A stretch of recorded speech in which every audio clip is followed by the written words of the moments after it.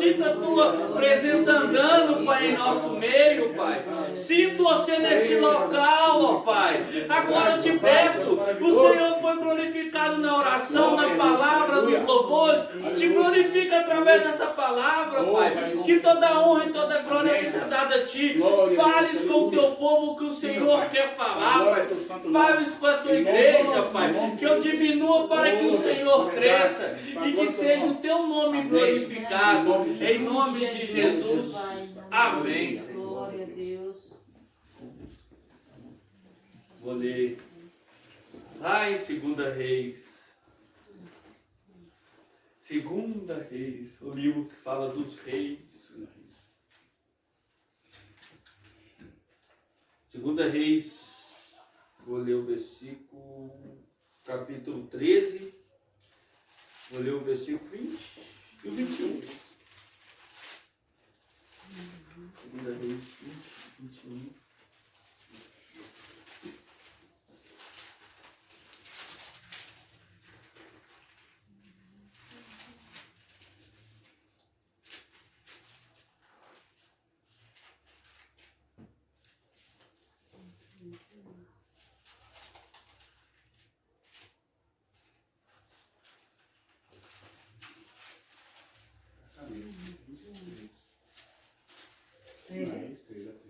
É 13.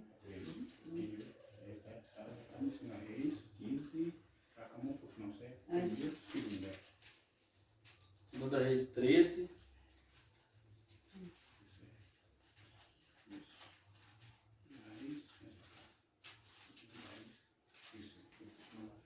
Né?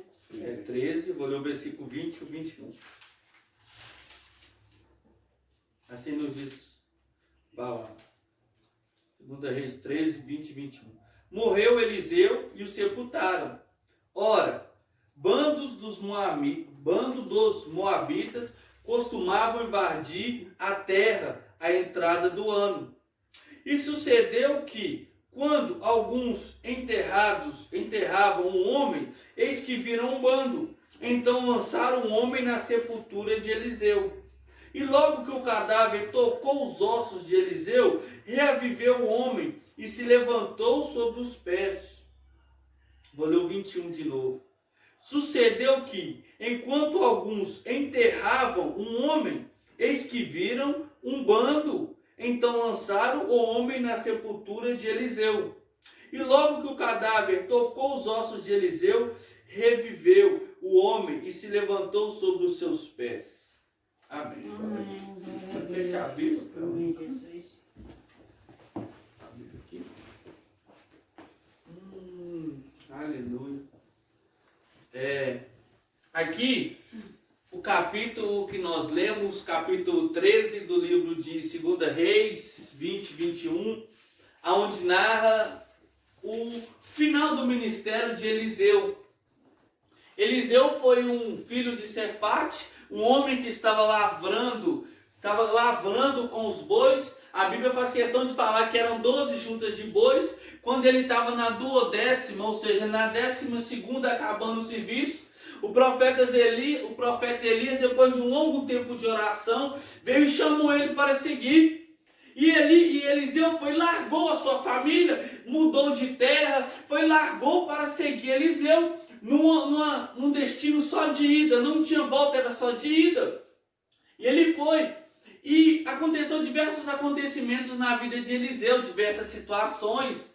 O primeiro milagre na vida de Eliseu foi aquele que o Elias falou com o Senhor, falou: Eliseu, me pede o que tu queres, porque a carruagem de fogo vai vir. Eliseu falou: eu quero porção dobrada do seu espírito. Ele falou: duas coisas me pediste. Porque naquela época não era igual hoje, que o Espírito Santo, você orava, você recebia, não. Era limitado. Você pode ver que com Moisés, Deus dividiu do espírito de Moisés e deu a 70 anciões. Você pode ver que quando Saul errou, Deus tirou o espírito e pôs em Davi. Então era limitado. Aí Elias falou: duras coisas me pedistes, porque eu não sabia se Deus ia conceder. Aí a Bíblia nos fala que antes de ele chegar nesse território, ele pegou a sua capa, Elias, e bateu no Rio Jordão. O Rio Jordão abriu e eles passaram para o outro lado. Aí Eliseu foi, olhou, aí na hora que viu a carruagem de fogo vindo, aí só a capa caiu. Aí Eliseu pegou a capa e bateu no Jordão, não abriu. Ele falou, que é isso? Eu rogo pelo Deus de Elias que abra. Ele foi, bateu, o Rio Jordão foi e abriu. Se você for olhar, ele largou as coisas que ele gostava, largou a terra dele para ir para outra terra. E o que me chamou a atenção, que ele estava exatamente numa última junta de boi. Então quer dizer que o tempo dele ali já tinha acabado, era tempo dele servir a Deus.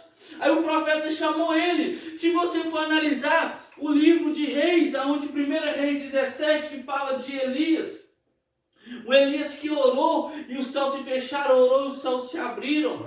O Elias de muitos outros milagres.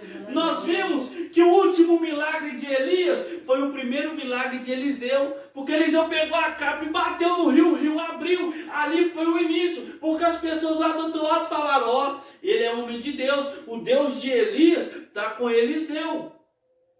Então nós podemos ver que o último milagre de Elias foi o primeiro de Eliseu. Às vezes existem situações difíceis para a pessoa do seu lado, mas não é difícil para você. Às vezes existem situações difíceis para outras pessoas, mas para você é fácil. Da mesma forma, nem tudo você pode resolver, mas a outra pessoa irá resolver. Aí nós vemos que logo depois disso começou o ministério de Eliseu. E Eliseu, conhecido profeta dos milagres, que Deus realizou grandes feitos através da vida dele.